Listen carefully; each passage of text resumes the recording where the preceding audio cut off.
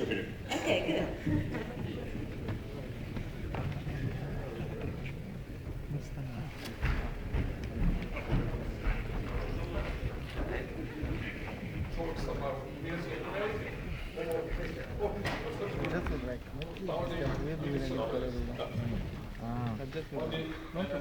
¿Cuál es?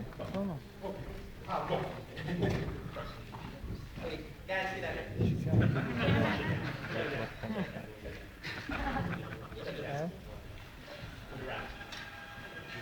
Funciona. Yeah, everybody, shut your shit off or anything, nothing.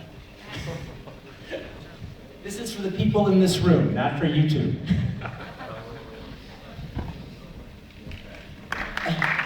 Welcome.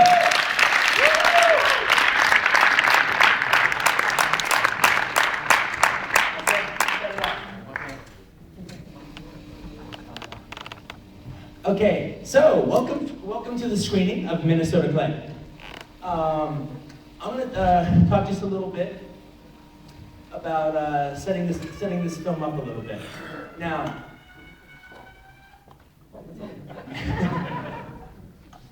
the thing about Sergio Corbucci, up until a few years ago, for the most part, when people had to describe him, whether it be spaghetti western aficionados or director classifying auteur critics, they would probably have described Sergio Corbucci as the second best director of spaghetti westerns after Sergio Leone. Now,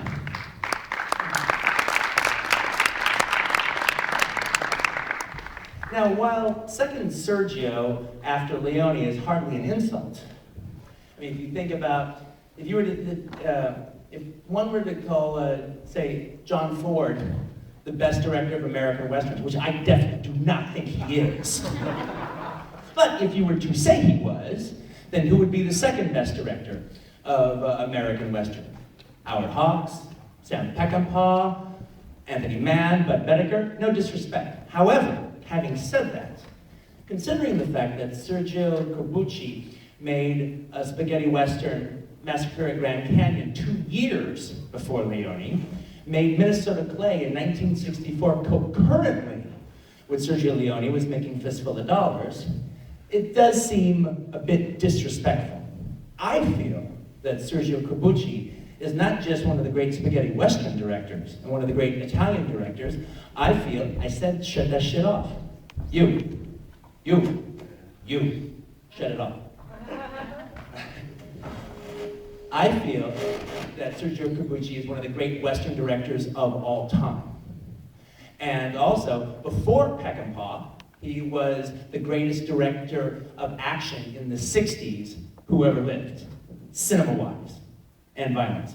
Now, the thing about Corbucci is his westerns fall into 4 periods, 4 categories. The first period would be his classical period, which would include Massacre at Grand Canyon and Minnesota Clay. These are the films that are more influenced by the American westerns of the 50s, as opposed to the spaghetti westerns. That's the classical period. Then there would be his spaghetti western period, which would start with Johnny Oro, would be Django, Navajo Joe, Hellbenders, and El Grande Silencio, with Johnny Oro being the kind of the bridge movie between the classical period and the spaghetti western period. Then there would be the Mexican Revolution trilogy, which would be Compañeros, Professional Gun, and What Am I Doing in the Middle of a Revolution? And then there would be his films Les Specialistes and Sonny and Jed, which to me is this period that is the closest to the 70s counterculture westerns, pretty much like the hippie westerns of the 70s. You know, other American films in that vein would be The Hired Hand, Zachariah, Pat Garrett, Billy the Kid, movies like that. Now, to go to Minnesota Clay though, I'm a huge, as much as I love the spaghetti westerns that Sergio Corbucci did, I'm also a huge fan of his classical films. I said to start that off. Guys, just get the fuck out of here. Just get out. Just go. Go. Go. Go. You're filming me. I know you're filming me. I'm not an idiot. Go. Go. Be gone.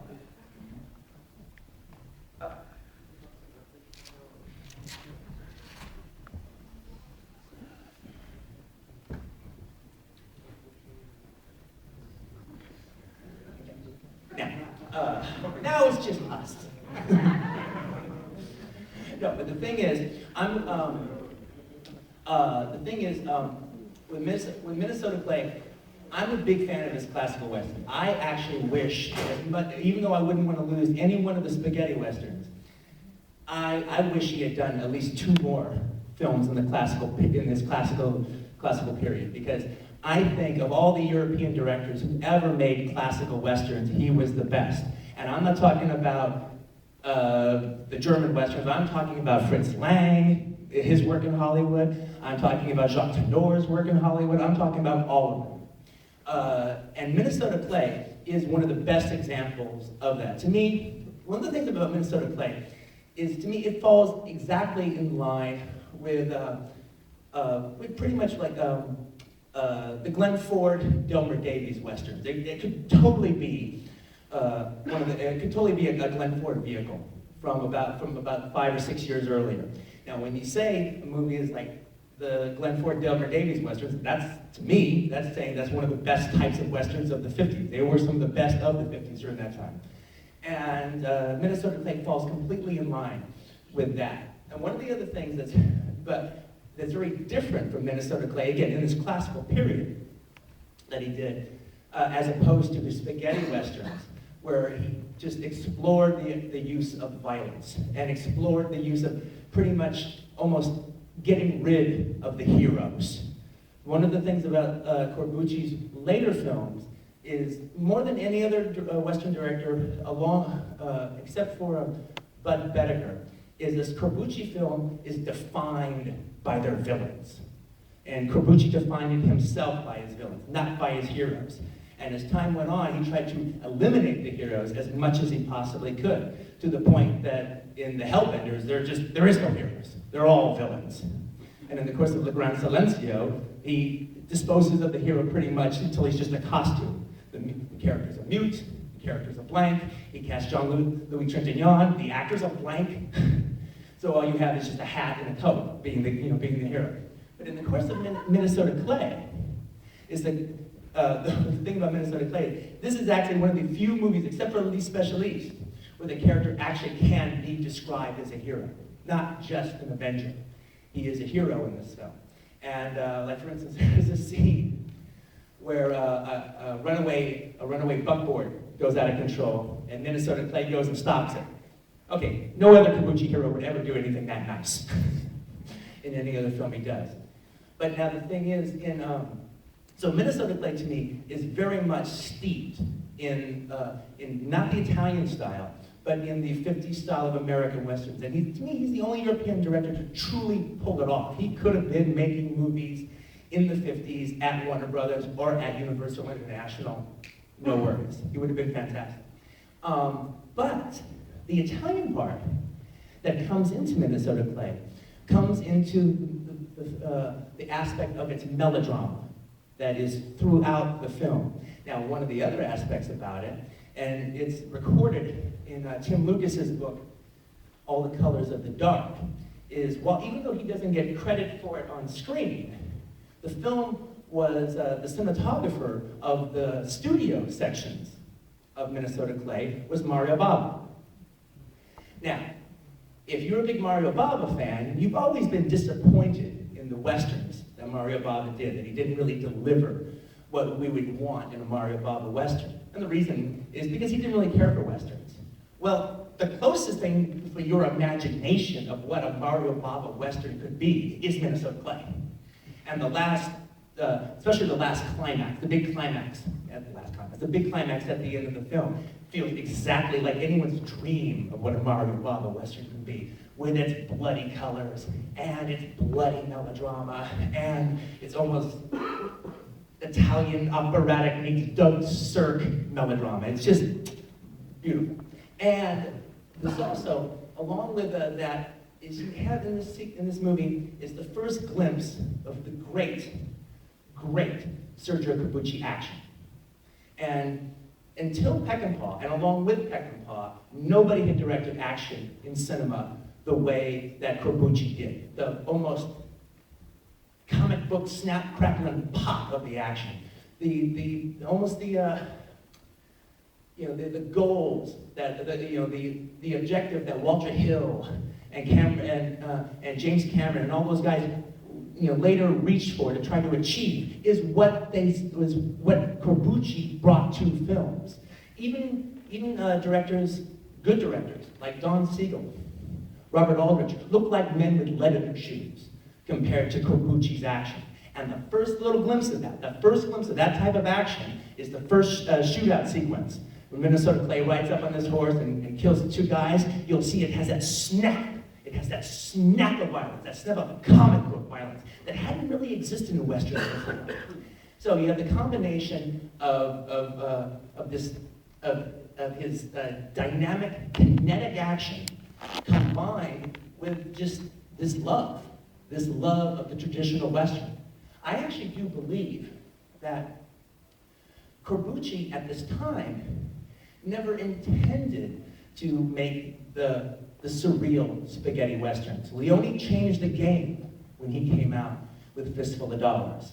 And so it was kind of, I think more or less the rug was probably taken out from under Corbucci because he wanted to make traditional westerns. He wanted to make the westerns like the ones that his heroes made, like Raoul Walsh, like the Two Georges, Sherman and Marshall,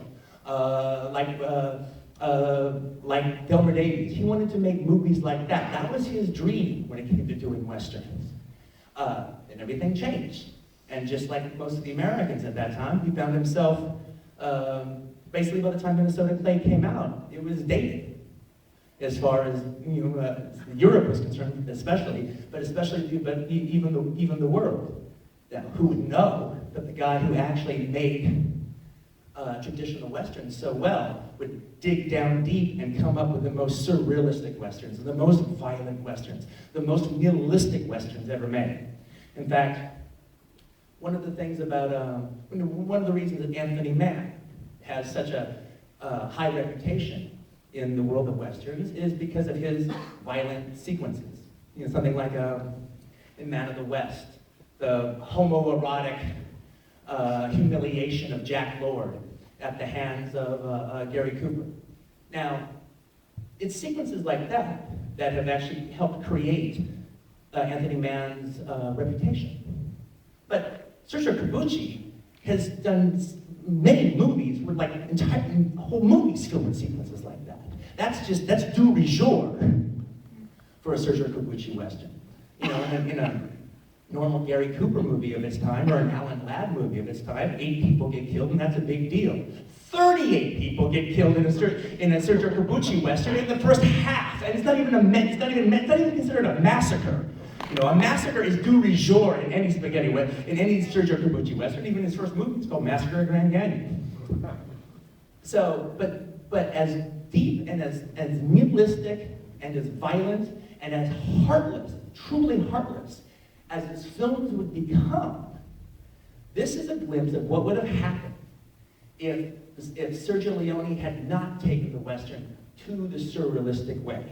And if he had got a chance to make still violent, still rough, but the more classical American style of Western that he had grown up with. Unfortunately, Minnesota Clay's it. It pretty much ended after Minnesota Clay. And I truly wish there was at least 2 more movies done in this style, because I think Minnesota Clay is a classic that can stand up with any of the Gary Cooper, Alan Ladd, or Glenn Ford movies, or Richard Widmark movies made during that time in the 50s. This is 64, I know, and everyone was a little back.